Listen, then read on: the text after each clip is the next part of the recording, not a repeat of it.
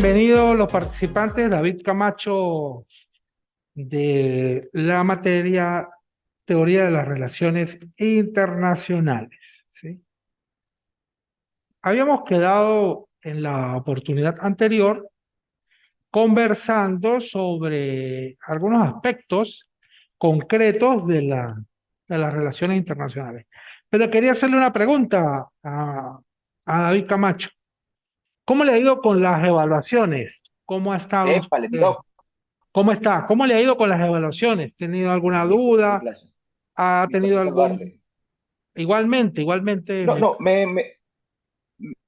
me he sabido, eh, como dicen, defender, ¿ok? Como dicen, bueno, la investigación más que todo es vía cibernética, internet. sí, Ese es claro.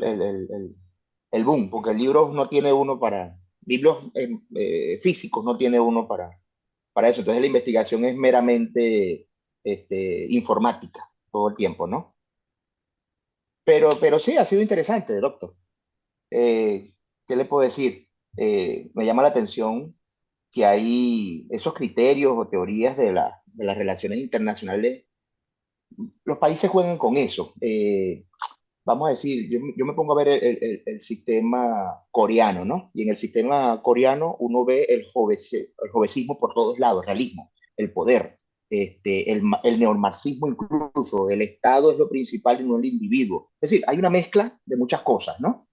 Eh, en los países, la mayoría de los países europeos de Occidente, el kantismo, ¿no? La teoría de Kant.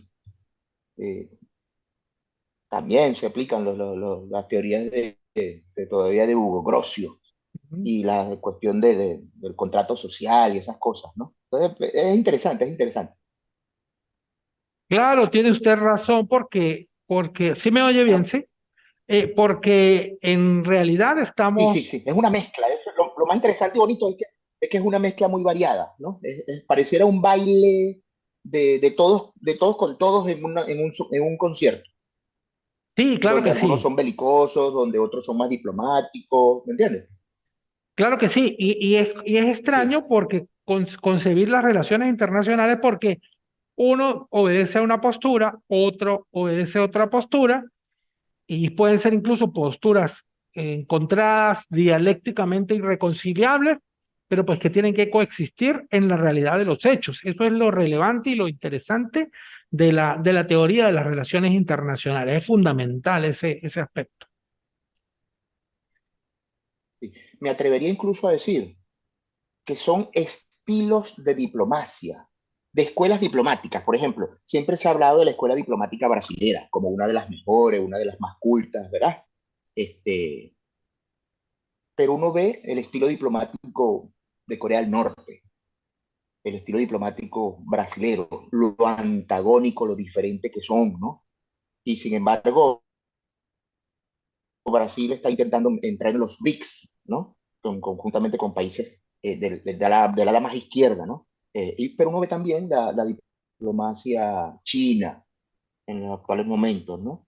Que es una diplomacia bastante meticulosa, una diplomacia, no voy a decir tolerante, pero de bastante observación de entorno, una diplomacia pausada, diría hasta uno, ¿no? Y bueno, y los cambios que se han visto también en la diplomacia norteamericana, cómo un régimen republicano influye con la diplomacia de un régimen demócrata, lo distinto, ¿no? También en esas cosas. Entonces, es interesante los estilos que se manejan allí. Muy, muy variado, muy variado. De verdad que no lo entendía así tanto en la universidad cuando estudiaba pregrado ciencias políticas y lo vine a entender ahora claro, con este material que uno tiene para absorber en línea. Uf, Sí, inmenso. es interesante y es, digamos, aunque estamos en la época de la banalización de la lectura, que se dice que nos dan contenidos para leer, sobre todo en redes sociales, Sí, más y, cantidad que calidad. ajá, Exacto.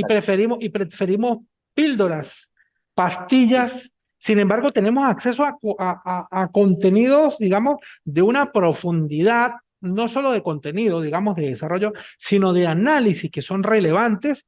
Y yo digo que digamos, forma parte de una educación elitesca, pero no una élite definida por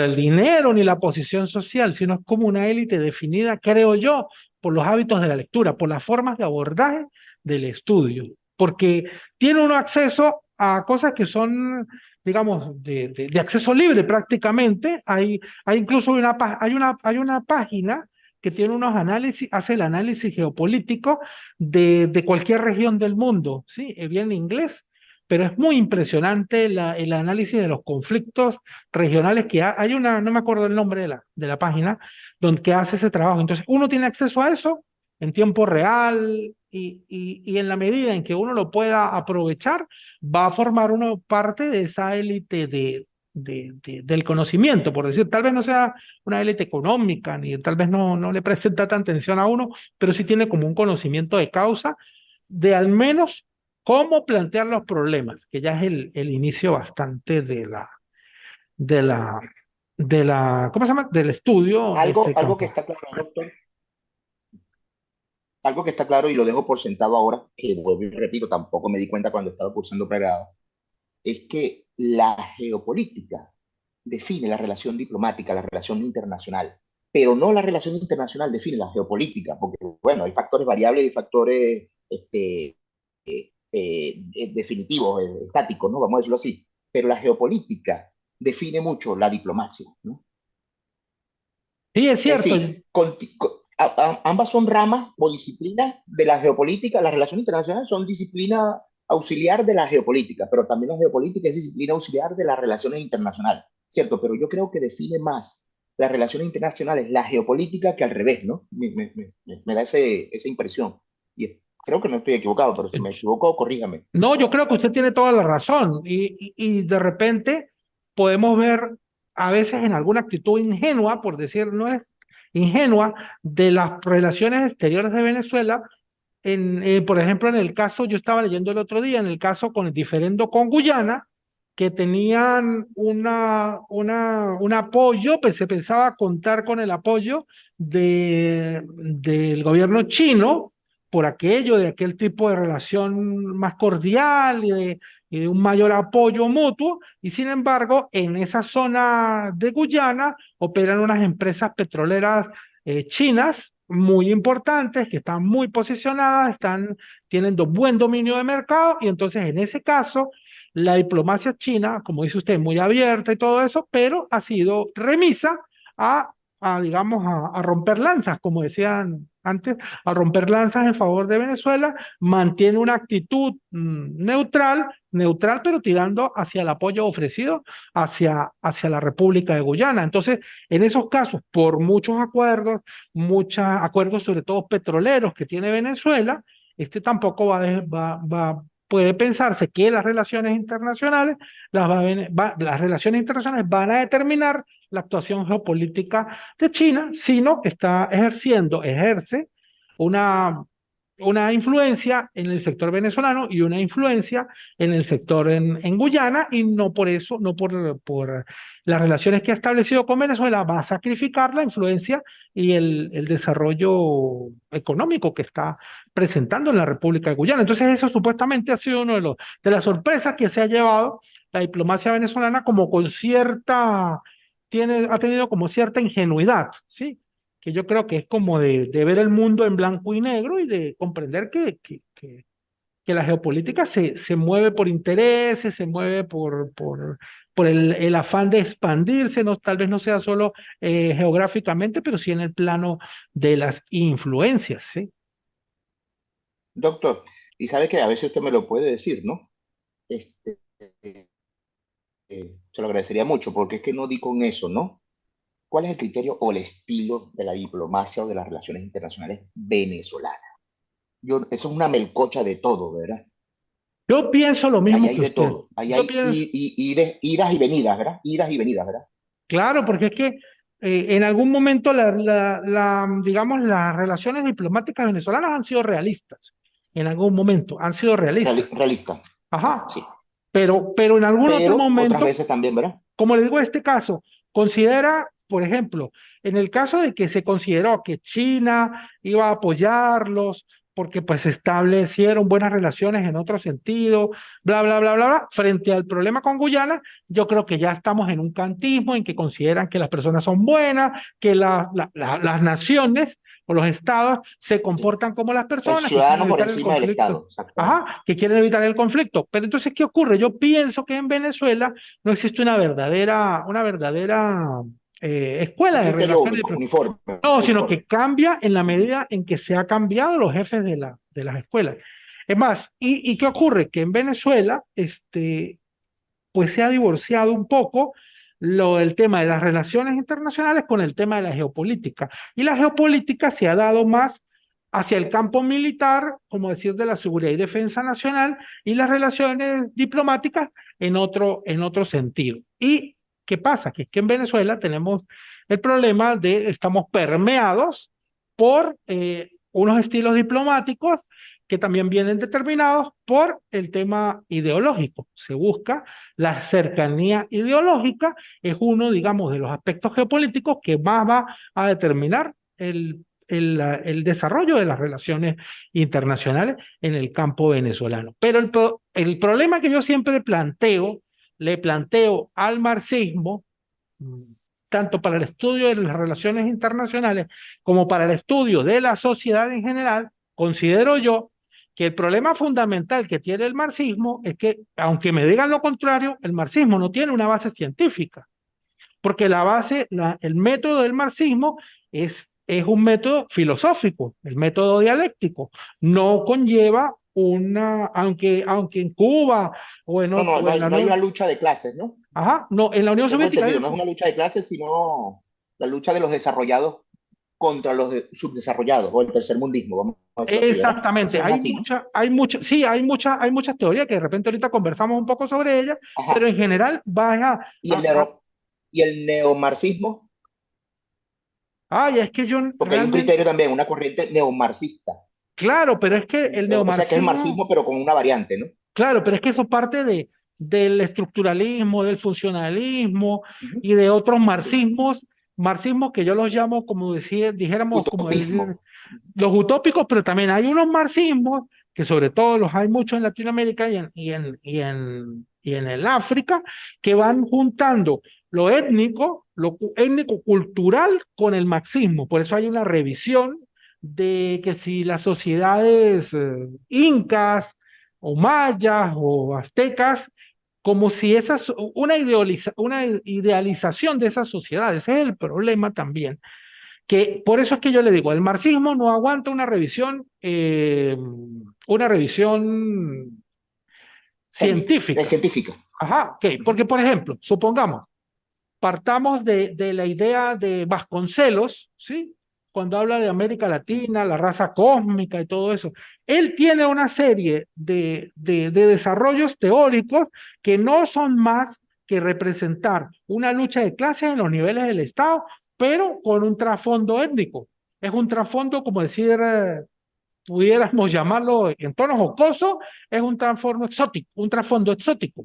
Es decir, que buscamos en el exotismo, buscamos en la simplificación de algunas ideas, de algunas formas de relación de esta sociedad, buscamos la bondad, que ahí está el famoso mito del buen salvaje, que fue impuesto, Ajá. desarrollado por Rousseau y desarrollado por otros pensadores franceses.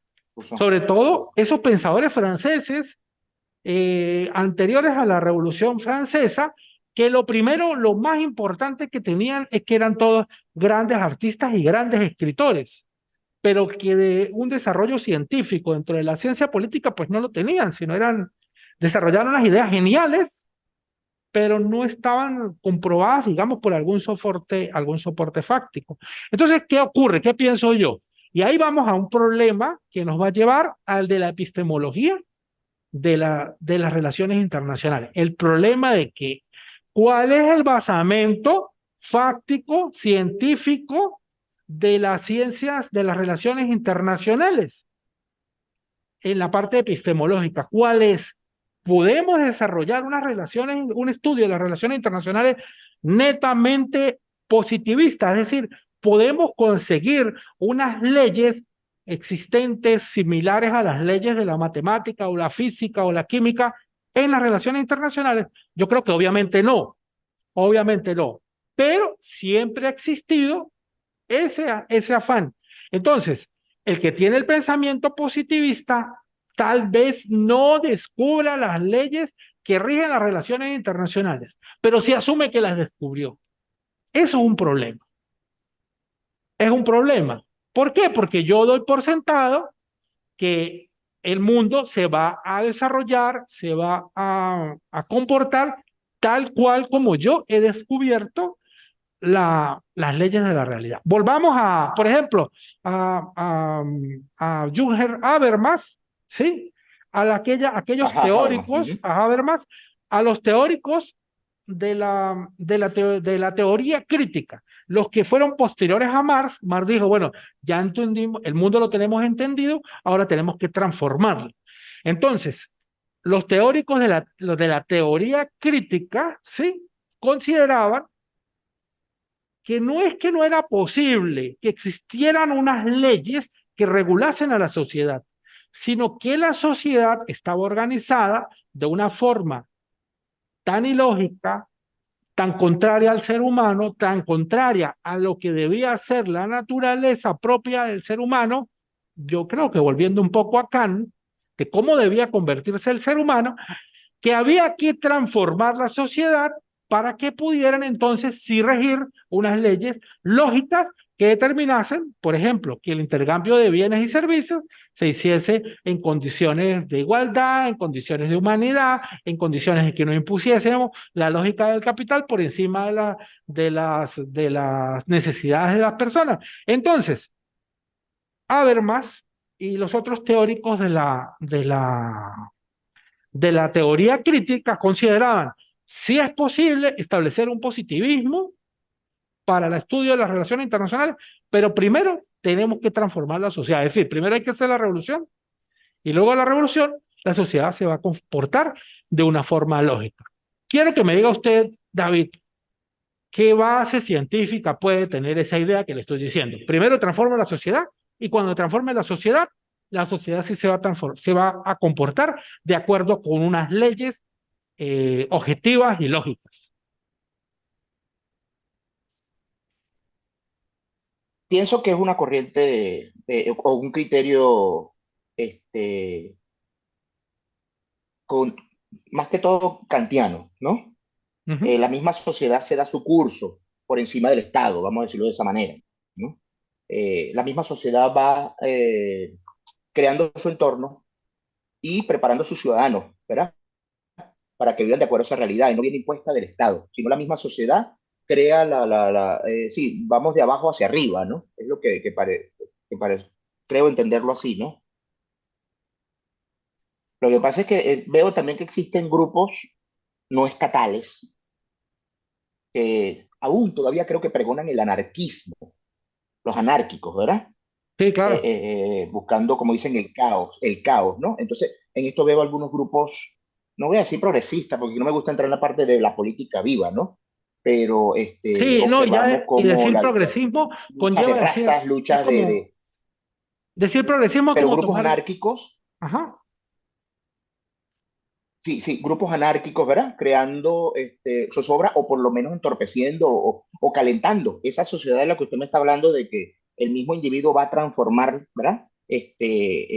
Va a buscar, mejor dicho, el mismo individuo va a buscar mejorar el entorno, el mismo individuo formado en sociedad, ¿ok? Es decir, no esperando todo que le venga del Estado, sino la sociedad transformando al Estado para que el Estado sea como más liberal. Ese liberalismo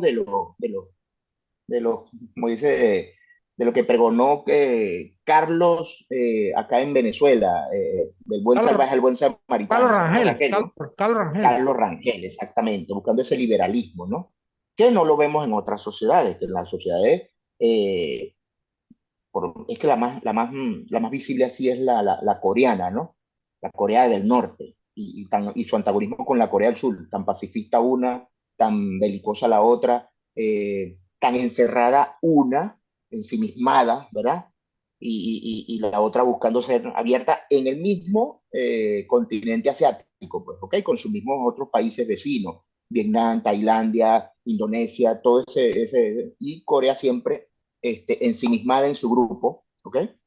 Ya vemos el problema que hay con el norteamericano que ingresó por sus propios medios, según sus ideas, a Corea, y bueno, todo como una sola persona arma tremendo, no voy a decir caos, Ujú. pero cómo eso se transforma en un conflicto, y más que bilateral, pudiera hasta llegar a un conflicto internacional, pues, por el Sí, claro. estilo de las relaciones internacionales de Corea del Norte, ¿no?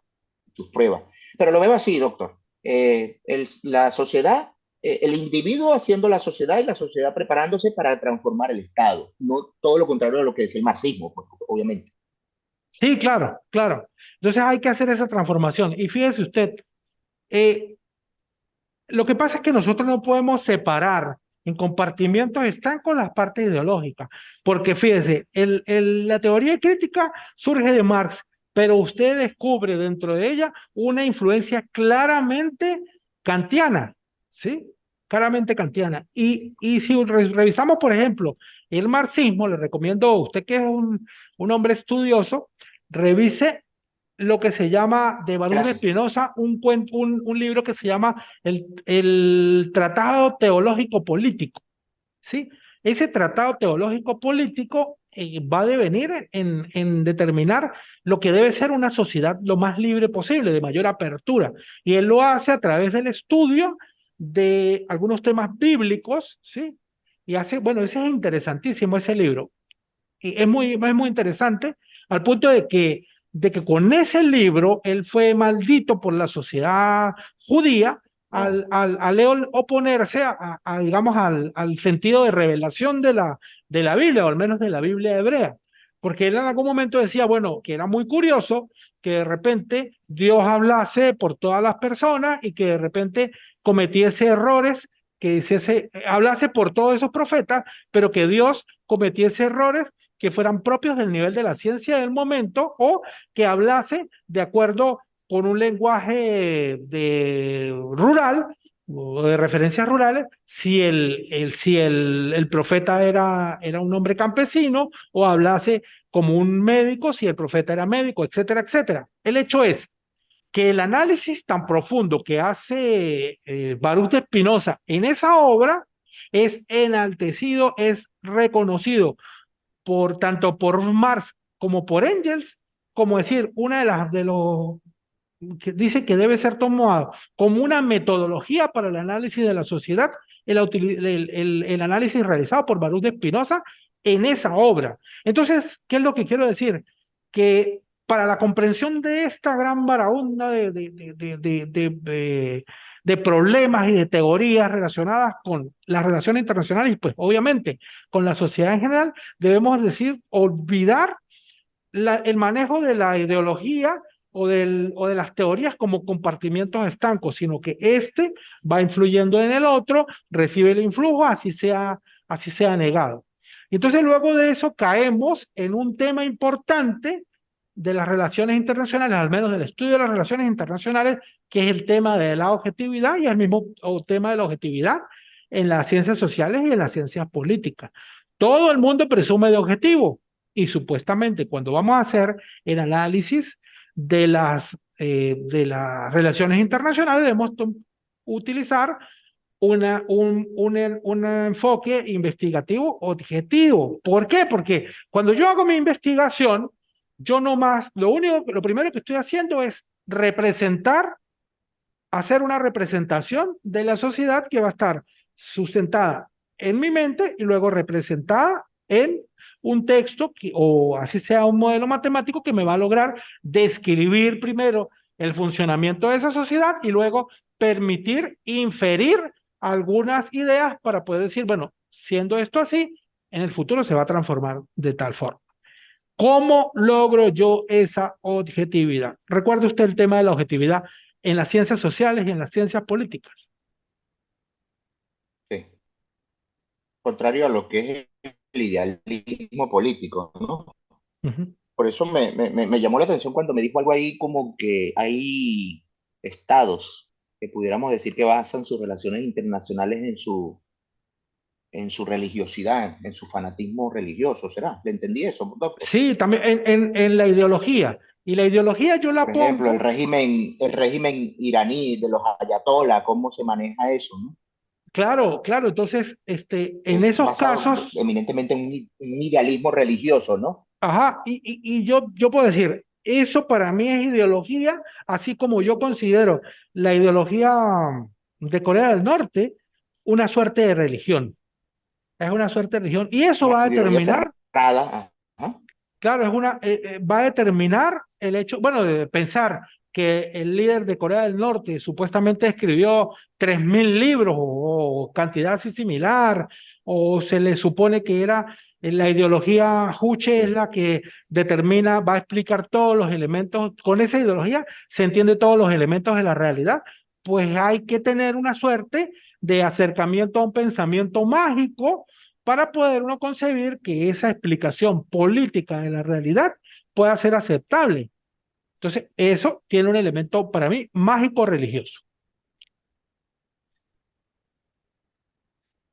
Doctor, Dígame. el caso venezolano, los primeros 12 años del 2000, Ujú. con el expresidente Chávez, Petrocaribe, toda esa política, había bonanza. Ese fue un estilo de relaciones internacionales. Sí. Vamos a decirlo que empezamos a caer en desgracia y se cambió el estilo de relaciones internacionales, o es el mismo estilo, solo que sin plata.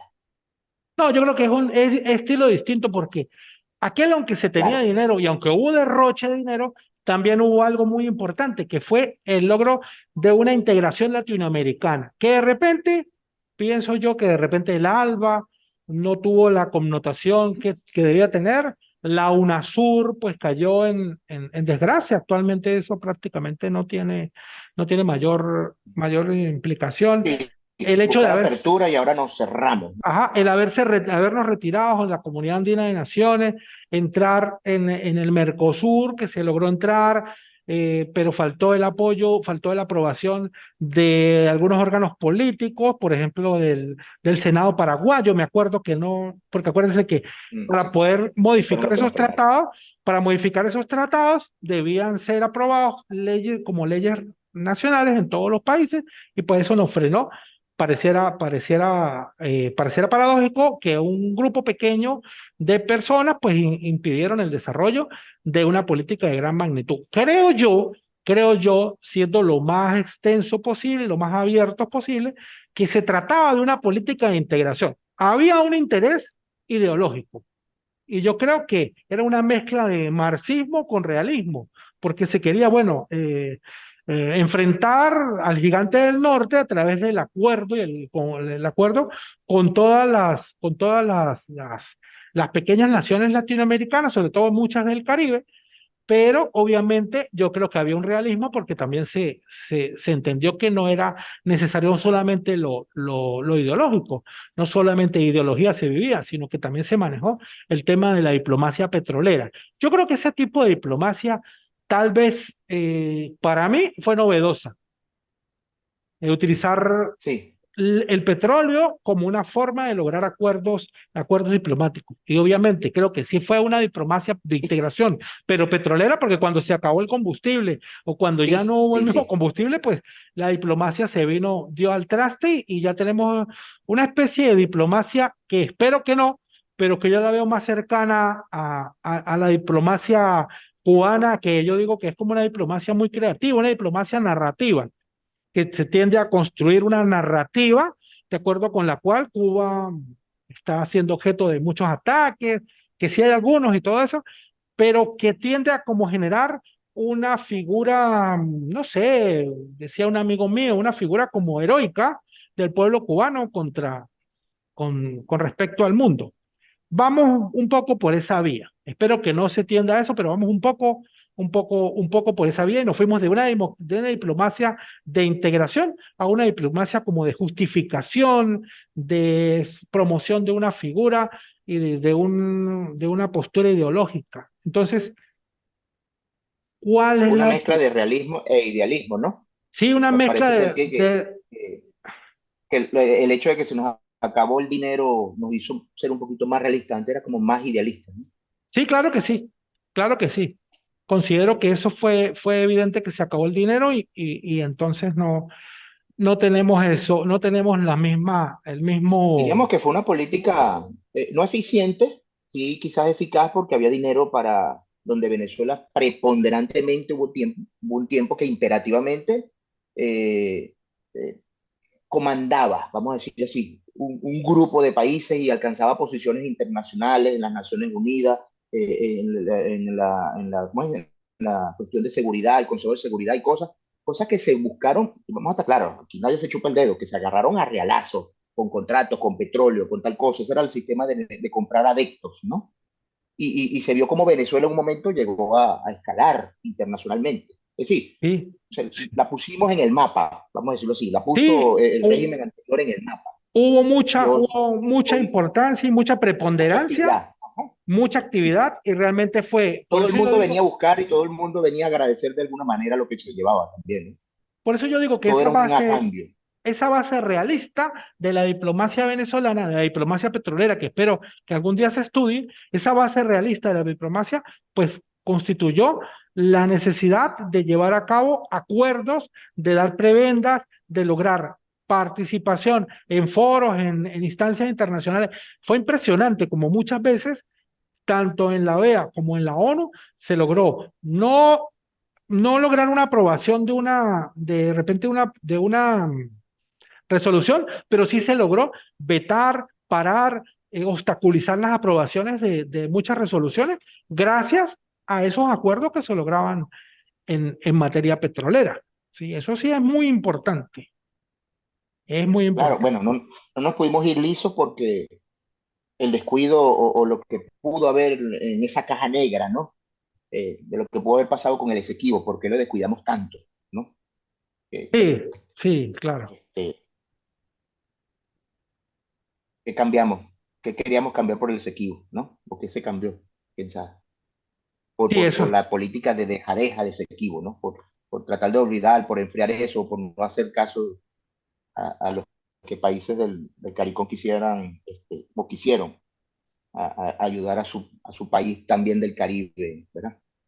Sí, claro, lo que pasa es que en el Esequibo no ha habido una política coherente de Venezuela, porque a mí me conversaba un general que me dio clase en la maestría, me dio clase en la UNEFA, un general, González Berbesí, que me decía que cuando en los años 80, 70, 80, no me acuerdo, hubo una cierta política de promover al Esequibo como territorio venezolano, hubo unas personas, unos habitantes de la Guyana, que decidieron pasarse hacia el lado venezolano, declararse venezolanos, ellos decían los amerindios, decía que de indios no tenían nada, eran los catires, se pasaban al Estado venezolano y entonces los organismos de seguridad, sobre todo la Guardia Nacional, ¿qué hacía?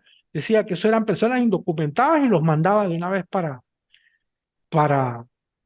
para Guyana. Entonces, imagínese usted cuando usted tiene la aceptación de parte de una población y esa parte de la población que lo recibe a usted, que quiere formar parte de su Estado, y obviamente la población o el pueblo es uno de los tres elementos del Estado, usted podía haber empezado a socavar ese elemento, pudiera haber logrado acuerdos, movimientos internos, y por falta de coordinación de las políticas de relaciones internacionales con las políticas de seguridad interna, lo que hizo fue reprimirse a las personas que manifestaban su apoyo a Venezuela. Entonces eso es una total incoherencia en el campo de las relaciones internacionales. Bueno, Aquí ok. tengo una idea que también me gustaría tratar en cuanto al tema de la objetividad, ¿no? Entonces hay un ejemplo en un libro Para que ser tengo acá. considerado en este informe, para ser considerado en este informe que vamos a entregar hoy o para ser considerado en el informe del 8 de los próximos No, días. yo creo que no, es para dar pues, sobre las bases epistémicas Objetividad, por ajá, cultura, ok, ok. la objetividad de las relaciones internacionales. Entonces aquí hay un tema, dice que trata el tema de la objetividad de un acercamiento epistémico a las relaciones internacionales netamente objetivo, él dice que la idea es que se puede estudiar las relaciones internacionales como el que estudia la ley de la gravedad. Es decir, que independientemente de la visión que usted tenga, usted sabe que la ley de la gravedad va a hacer caer los cuerpos, Un independientemente de dogma, cómo en pocas palabras. es Algo que un no se va a dogma. discutir. Ok, pero entonces se trae un ejemplo. Dice, por ejemplo, los atentados del 11 de septiembre de 2001 dieron inicio a lo que se Ujú, conoció como la guerra contra el terrorismo. Así, mientras que los autores ujú. clásicos de las relaciones internacionales se enfocaban en las guerras entre los estados, hoy en día se hace referencia a otro tipo de guerra. Los conflictos religiosos y ambientales, los fenómenos de integración, los avances tecnológicos, por nombrar algunos focos de interés que captan la atención de los estudiantes de las relaciones internacionales, y aunque la confrontación bélica entre las grandes potencias continúa en el ente académico, son cada vez más amplios el espectro de la disciplina. Entonces, la idea aquí es responder una pregunta.